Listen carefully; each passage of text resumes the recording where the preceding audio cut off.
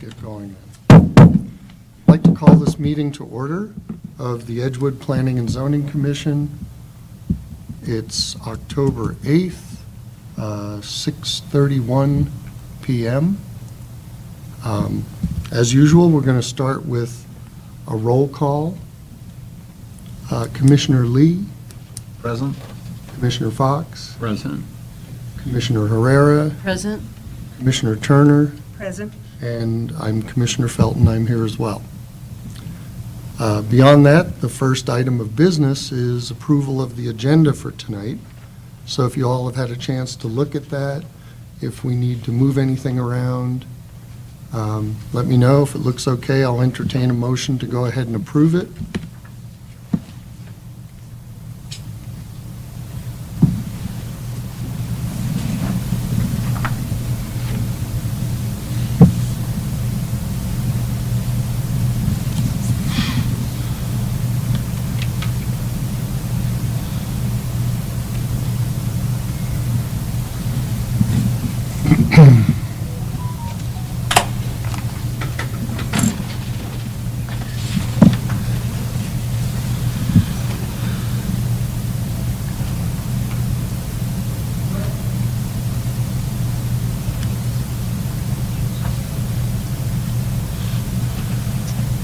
I move that we approve the agenda for October 8th, 2019. Okay, we have a motion. Do we have a second? And I'll second. Okay. All in favor, say aye. Aye. So we'll move ahead with the agenda in front of us with no changes. The next item, item 3, is approval of the minutes, the draft Planning and Zoning Commission meeting minutes for September 10th. I can't believe that's the last time we met. We had some travel in between there that we'll talk about a little bit later. So give a look at those, and if there are corrections, if there's a comma missing or something's misspelled or misrepresented, we'll go ahead and fix that. And then I'll wait for a motion to approve those. Mr. Chairman, Yes. on item 3, under the motion, I think that Commissioner Turner motioned to approve. We need to drop the ED, motion to approve, not motioned. Okay. So that grammatical correction there that's on page 1 of 3. Anything else jump out that needs fixing?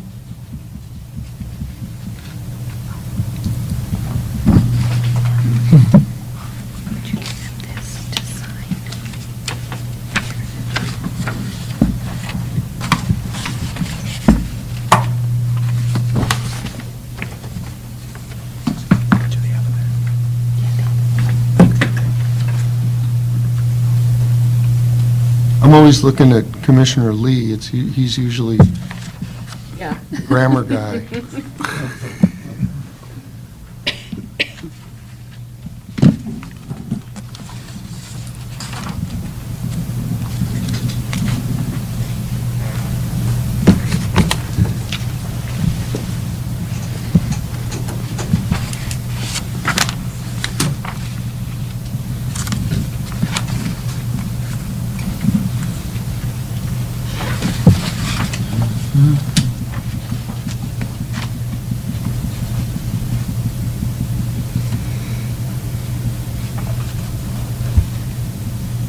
Mr. Chairman, Yes, Commissioner on Fox. item number 12, we've got the next planning and zoning meeting being on 9/24.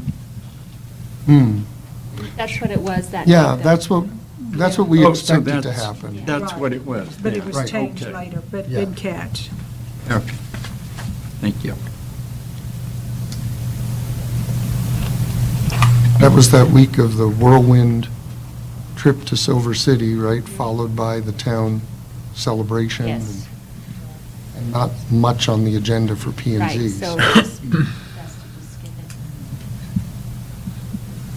it. Anything else?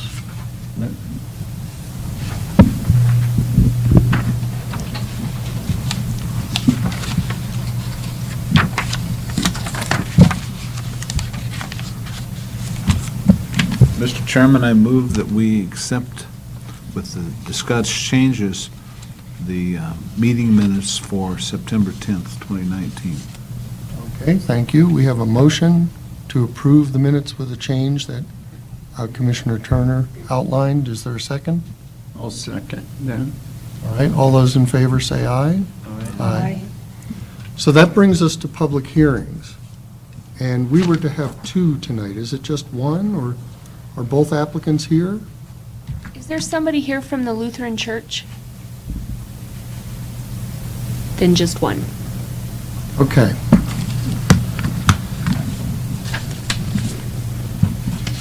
Then maybe what we should do is actually table this, given that an applicant is not present.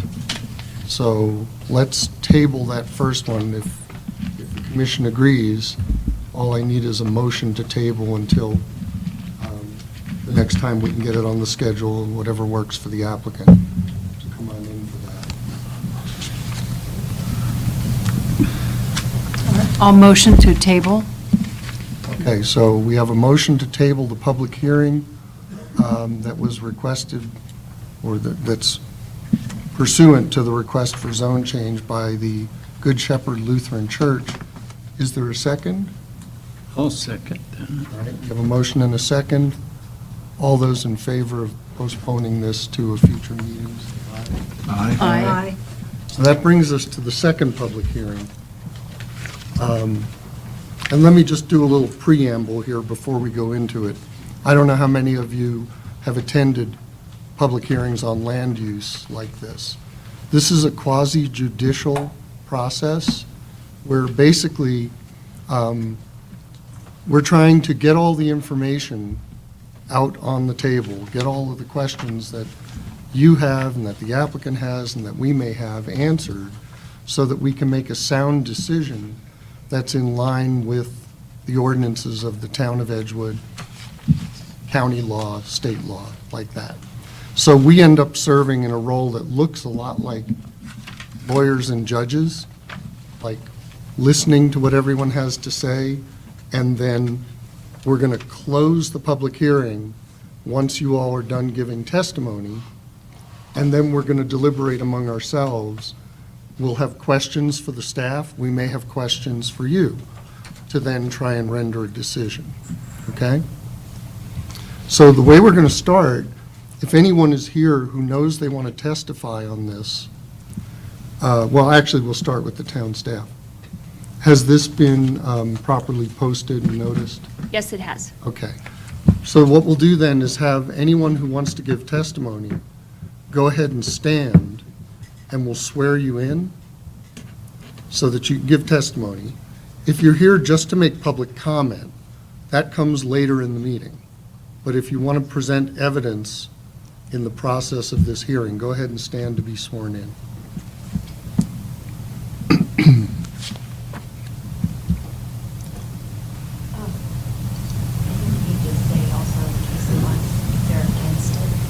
Oh, yeah, certainly.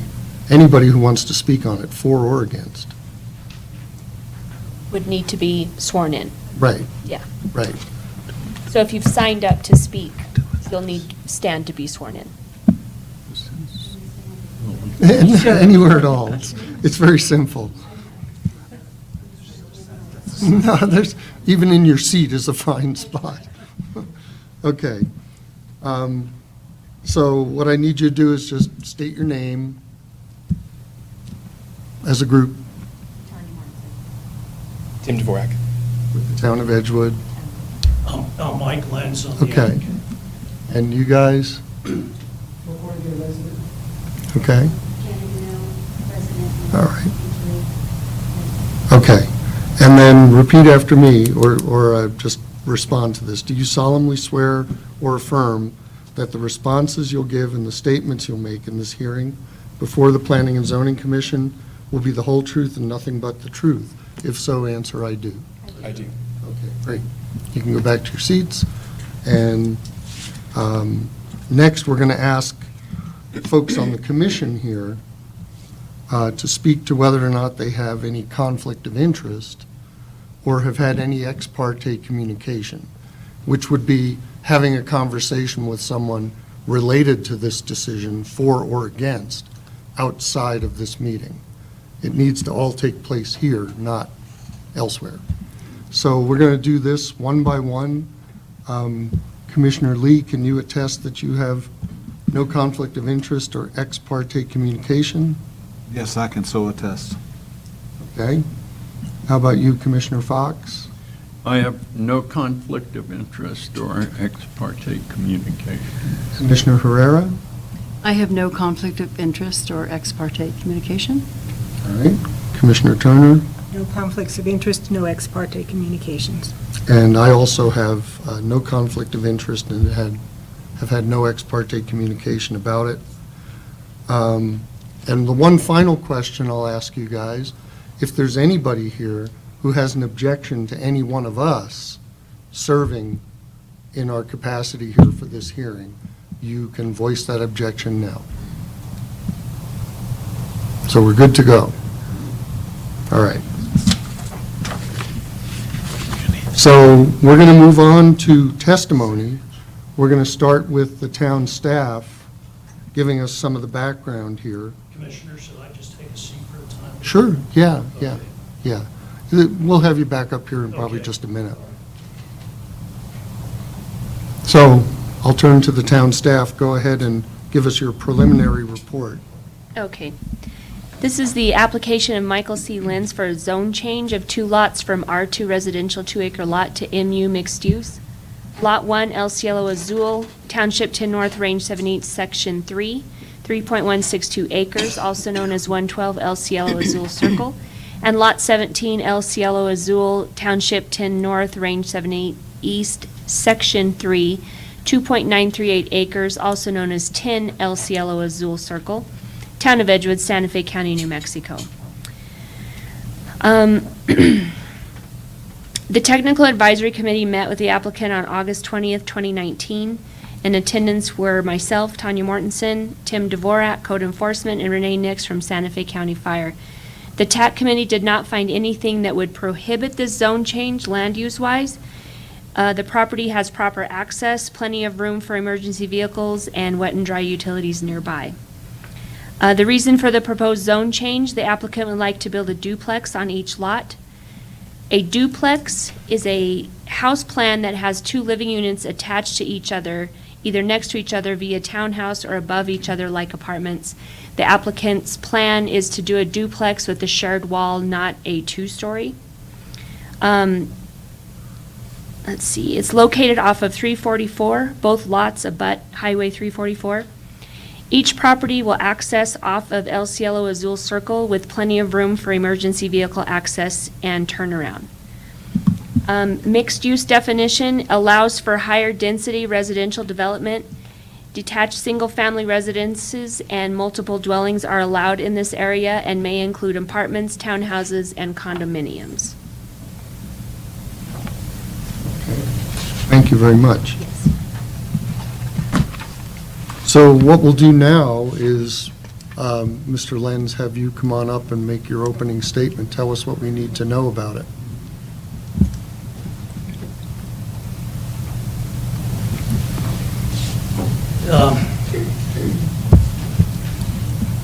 The reason why I applied for the mixed use is because when I approached P&Z about possible zone change, the mixed use was basically what I was given. I didn't have really any other choice. It wasn't my first choice to go to mixed use, because my intention is to do nothing more than a duplex on each lot.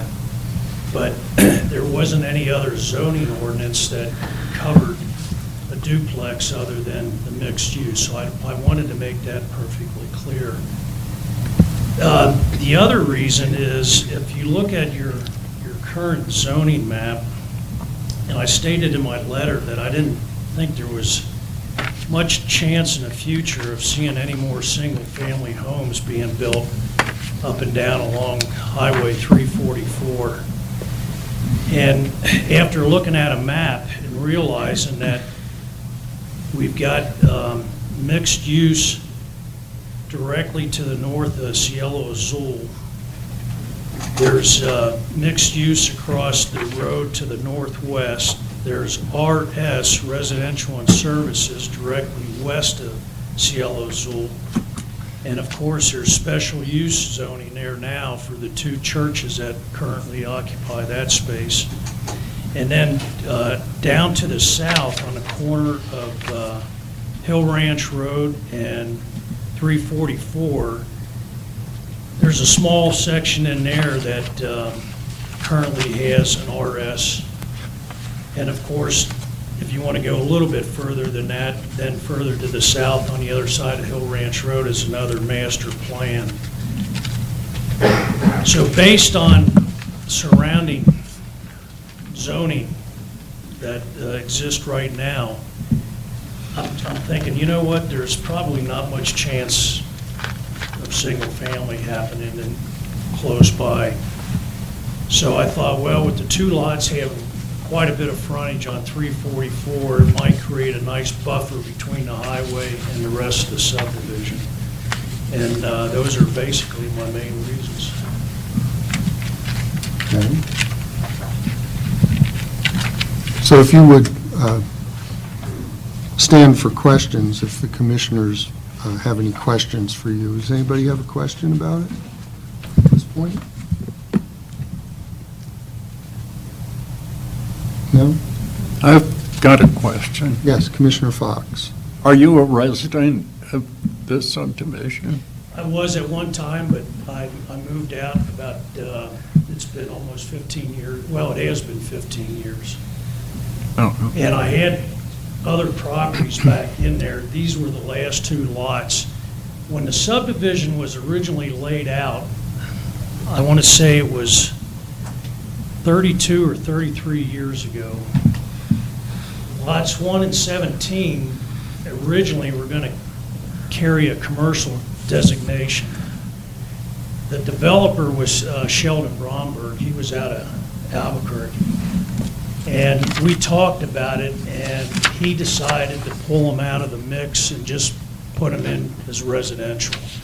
And of course, at that time, he was dealing with Santa Fe County, and I don't know if that played into the final decision or not.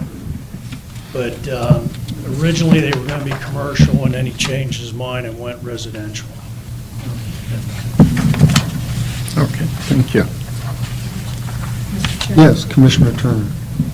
Mr. Lance, your letter cites your belief that there are going to be many more single-family homes built there. What kind of background information do you base that on? Sales, Well, property? yeah, as you can tell, haven't been in the building business for 30-plus years, and then last 5-plus, I was a state building inspector. There's just not much going on. If you look at your own, up there in the corner of Frost and 344, Equestrian Estates was originally going to be site-built homes, and the timing was absolutely terrible. They hit the recession, things fell apart. There's currently manufactured housing and mobile homes going in there. Most of it's manufactured. There's only a couple modulars. One of my concerns is the adjoining property. There's 20 acres right on the northwest corner of Cielo Azul. It's been subdivided into 8 lots. It carries an R1, so I guess technically they could split that. I'm also hearing some rumors that they're interested in selling a property, and one of my fears is that they may go manufactured there also.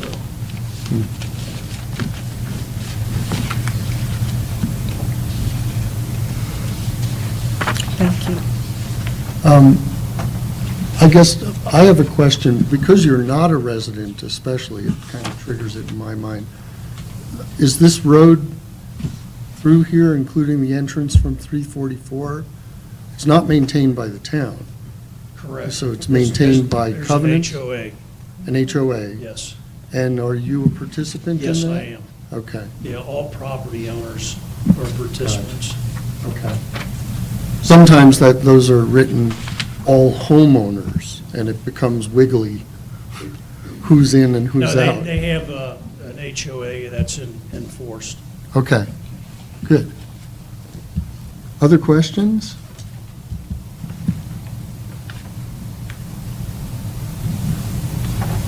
I guess I would ask this question. Will it cause the value of the surrounding properties to go down or to go up? When I approached the HOA and had a meeting with them, I actually canceled the first meeting here with P and Z so I could sit down, talk to them, and show them my ideas. My personal opinion is it's not going to hurt valuation. I think manufactured housing to the northwest corner would hurt them much more than what I'm proposing. And I told the HOA that if I thought this was going to be detrimental in any way to the subdivision, I wouldn't even consider doing it.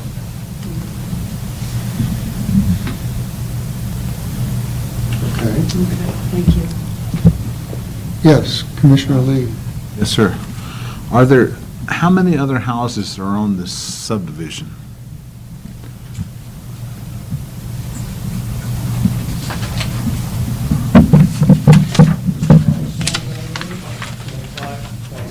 How many? 25. 25. And have there been any reported problems with septic systems due to vadose zones not deep enough or things like that? So if you, None that I'm aware of. I mean, I can't speak for everybody, but I was concerned on these two lots, you're just going to double the septic system in effect. right, but they're both on, one's 2.9 acres, the other's, just over 3. And based on state standards, I would be allowed to put 2 systems on that property. In the case of a duplex,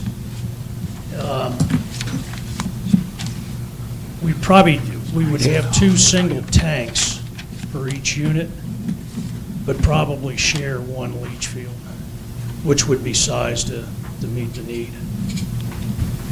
Thank you. Got one more question. Do you own any of these other lots? in Not the sub- anymore. I did at one time. So if you sold those 2 lots, then you'd be That's it. completely through Right. with the subdivision? Exactly. Oh, okay, thank you. Yes, Commissioner Turner. I'm interested in the status of the lots adjacent to both of these proposed zone changes. Are there any dwellings on those lots? Lot 2 is vacant, and lot 16 is vacant.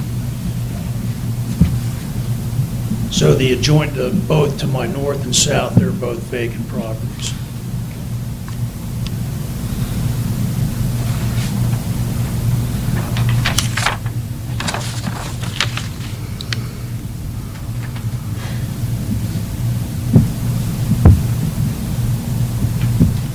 What else? Anything else?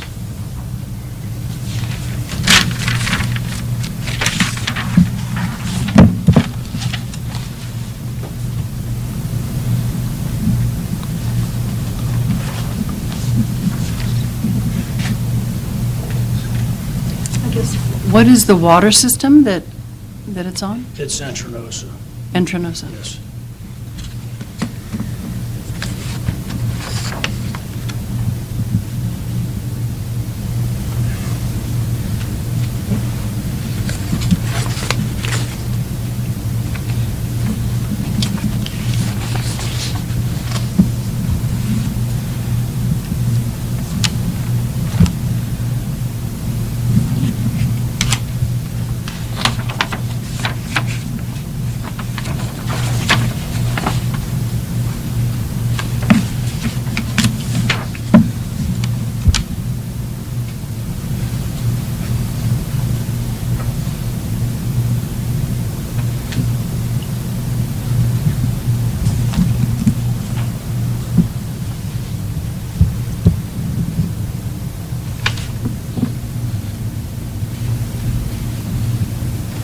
Yes, Commissioner Lee. Thank you, sir.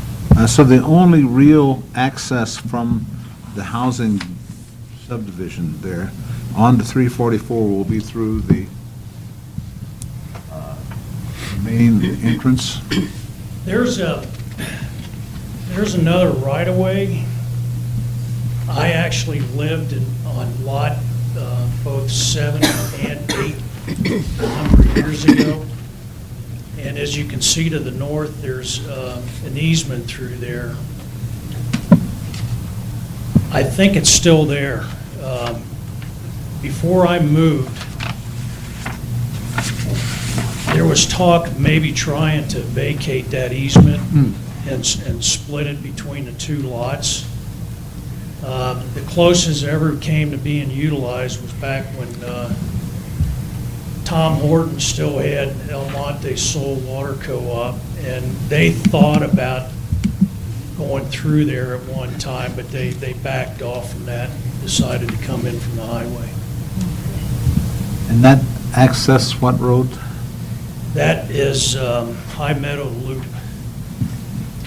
And that well, like I said, on your zoning map, that property is under master plan, but High Meadow Loop continues off to the east, and there are single-family homes back in there.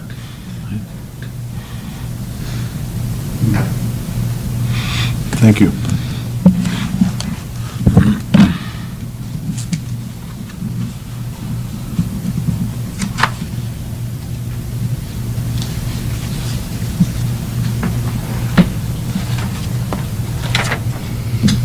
So you're not sure if that easement is still there or not? If there's a legal easement? There was talk of vacating it, but as far as I know, it's still good, because I went up to Santa Fe, up to the courthouse, and the latest plats